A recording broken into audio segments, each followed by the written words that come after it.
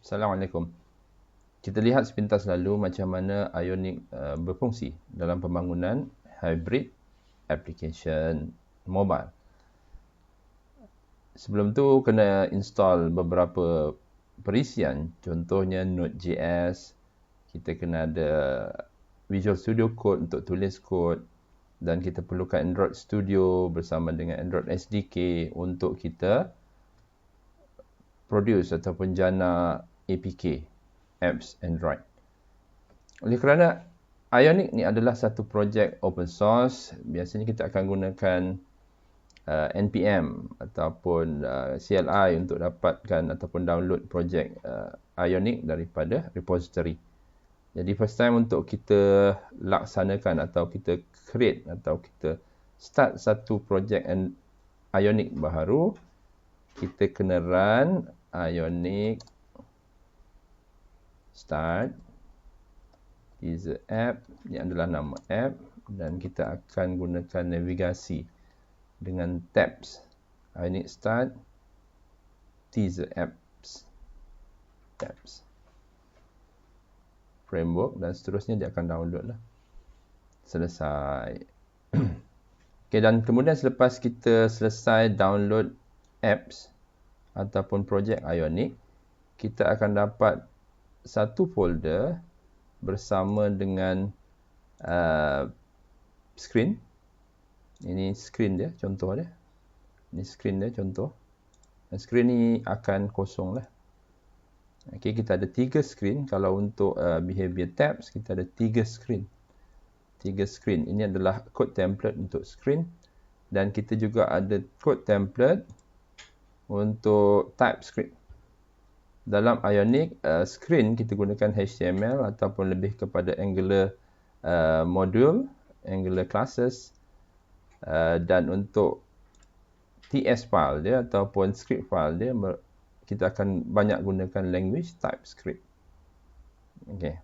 Dan kemudian bila kita buat perubahan kepada screen dengan menambahkan elemen-elemen, contohnya kita tambah elemen text box ataupun label, kita ada ticker ataupun slider, kita ada button di sini, contoh dia button. Baik, selepas kita selesai modified ataupun ubah sesuai keperluan screen kita ataupun apps kita, pergi ke command prompt dan kita akan run Ionic serve. So, tujuan kita run Ionic serve untuk kita lihat ataupun test apps yang kita buat pada browser. Kita lihat pada browser dahulu sebelum kita test pada phone. Memandangkan Ionic ni adalah framework yang bersifat web-based ataupun hybrid, kita boleh lihat ataupun kita boleh paparkan, kita boleh test, uji dalam browser. Dan kemudian baru kita test dalam telefon Android. Selepas kita buat perubahan pada kod HTML dan TypeScript, okay, kita akan lihat dalam bentuk browser. Dalam browser, kita pergi kepada mobile view. Mobile view, kita tekan Ctrl+Shift+I untuk dapatkan mobile view pada browser kita. Jadi ini adalah apps untuk mengukur BMI, yang mana kita ada slider untuk masukkan input berat jisim dalam kg. Kemudian kita scroll di sini, slide untuk dapatkan input, masukkan input ketinggian. Okay, dan kita klik pada ukur BMI, kita akan dapat kategori sebegini. Macam ni.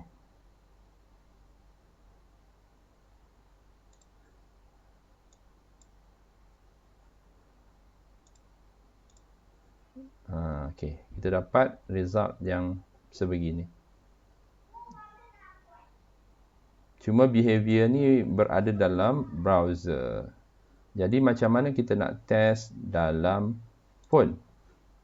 Baik untuk kita test pada telefon, pastikan phone kita ada, phone Android kita ada berhubung dengan PC kita dengan menggunakan USB kabel, dan pastikan on developer options. Dan kemudian kita akan run beberapa command ini.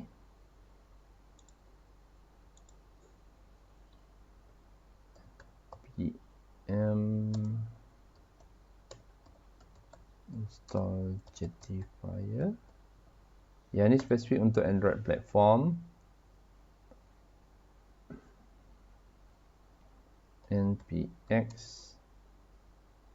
Jetfire.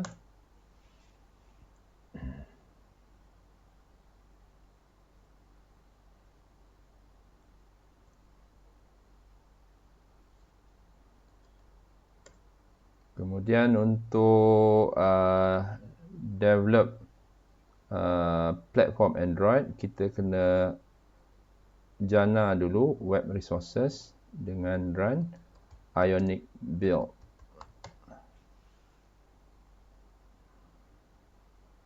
Selepas kita jana web resources dalam folder www, kita cuba hasilkan Android project platform. Sekiranya tuan-tuan perlukan untuk generate iOS, tukar saja inode capacitor, add iOS. Okey, selesai. Mungkin kita run npx cap sync Android. Sekiranya ada perubahan, run npx cap sync Android. Dan kemudian projek tadi, Android project tadi, kita akan buka pada Android Studio dengan run npx cap open Android. Dan kita akan dapatkan Android Studio. Dia akan bermula. Dengan menggunakan Android Studio, nanti kita boleh jana APK. Tapi sekarang ni kita cuma nak test je dulu. Boleh tak run dalam phone kita, apps yang kita baru buat tadi. Ini adalah projek Android yang dijana oleh Ionic.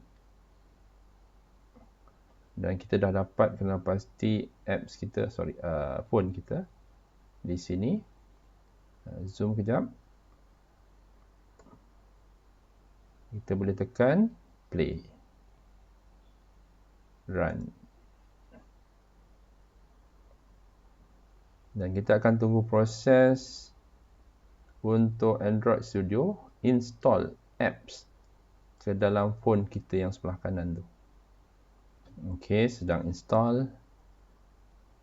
Dan lihat pada sebelah kanan, apps kita telah diinstal pada phone ataupun emulator. Jadi kita boleh swipe menggunakan jari. Ini saya swipe menggunakan jari daripada phone. Dan kemudian kita klik pada button. Dan kita akan dapat. Tu pasal tinggi sangat. Okey, kita adjust balik. Okey. Jadi macam itulah Ionic boleh digunakan untuk jana Android apps. Sekiranya tuan-puan mau tahu lebih lanjut tentang pembangunan Android apps menggunakan Ionic, sila layari di website yang kami sediakan, khairulnizam.com.